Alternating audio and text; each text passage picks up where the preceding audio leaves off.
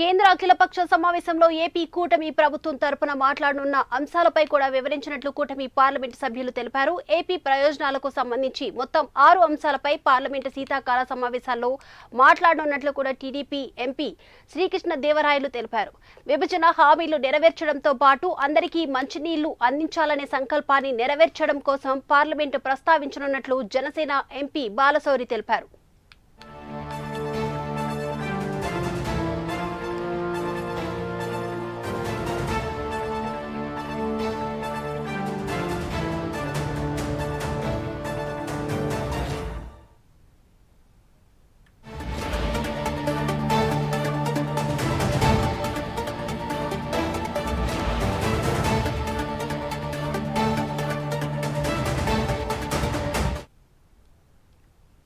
అలాగే నడ్డా గారు, మేఘవాల్ గారు, మురుగన్ గారు ఆధ్వర్యంలో, కేంద్ర మంత్రుల ఆధ్వర్యంలో, అలాగే అందరు ఫ్లోర్ లీడర్స్ కూడా కలిసి ఈరోజు ఈ పార్లమెంటరీ పార్టీ మీటింగ్ జరిగింది. దీంట్లో తెలుగుదేశం పార్టీ వైపు నుంచి మేము 6 విషయాల గురించి ఈ వచ్చే 21 రోజుల సెషన్లో మాట్లాడాలి, వీటి గురించి మనం ప్రస్తావించాలి అని చెప్పి సూచించడం జరిగింది.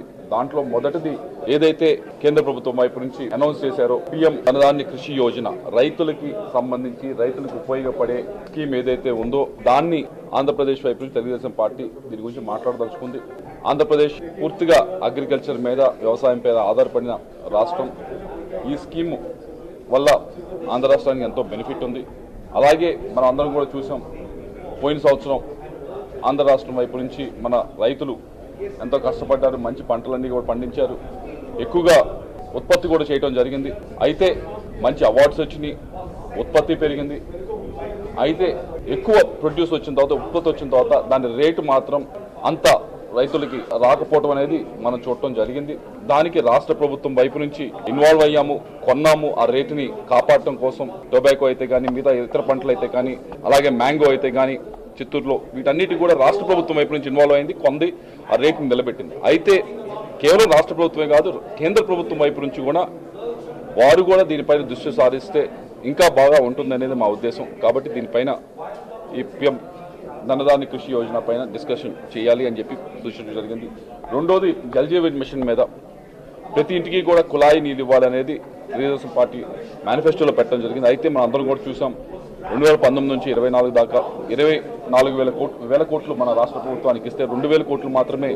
ఇది నేను చెప్తుంది కాదు, మంత్రివర్గం వైపు నుంచి ఏదైతే జలశక్తి మినిస్టర్ మంత్రి గారి వైపు నుంచే చెప్తా ఉన్నది.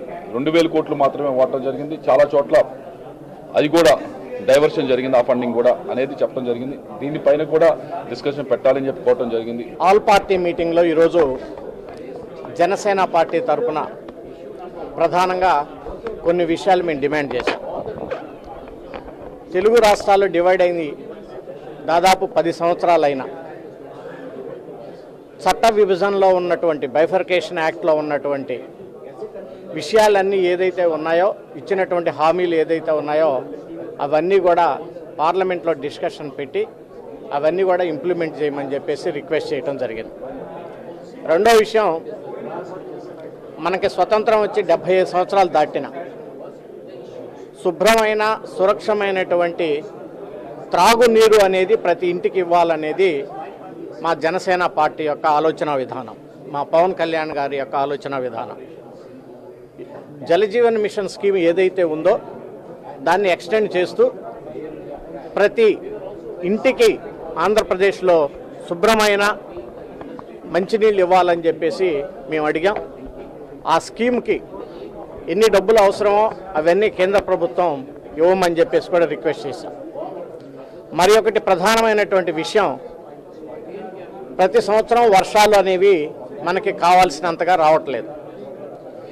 మరి దీంట్లో వ్యవసాయానికి, రైతులకి ఏదైతే ఈరోజు రివర్స్ ఇంటర్లింకింగ్ అనేటువంటిది ఉందో వాజ్పేయి గారి పీరియడ్ నుంచి, ఇప్పుడు గోదావరి వాటర్ ఏదైతే సముద్రంలో కొన్ని వేల TMC వాటర్ పోతా ఉందో దాన్ని కృష్ణాకి డైవర్ట్ చేసుకొని బనకచర్ల ప్రాజెక్ట్ని ఎంత త్వరగా కంప్లీట్ చేస్తే ఆంధ్రప్రదేశ్కి రైతాంగానికి అటు త్రాగునీరుకి ఇటు అలాగే సాగునీరుకి ఉపయోగపడుతుంది. గౌరవ ముఖ్యమంత్రి గారు అలాగే డిప్యూటీ సీఎం పవన్ కళ్యాణ్ గారు ఈ బనకచెర్ల ప్రాజెక్ట్ని కంప్లీట్ చేసి రాష్ట్రాన్ని మరి సస్యశ్యామలం చేయాలనే ఉద్దేశంతో ఉన్నారు. దీన్ని తప్పకుండా దీన్ని కూడా కంప్లీట్ చేయమని చెప్పేసి పార్లమెంట్లో దీన్ని డిస్కషన్కి అలౌ చేయమని చెప్పేసి కూడా కోరటం జరిగింది. Thank you. డెఫినెట్గా మా ఎన్డీఏ స్టాండ్ ఏదో మా స్టాండ్ అదే. దాని మీద కూడా డిస్కషన్ చేసి దాన్ని దేశానికి న్యాయం చేయాలి.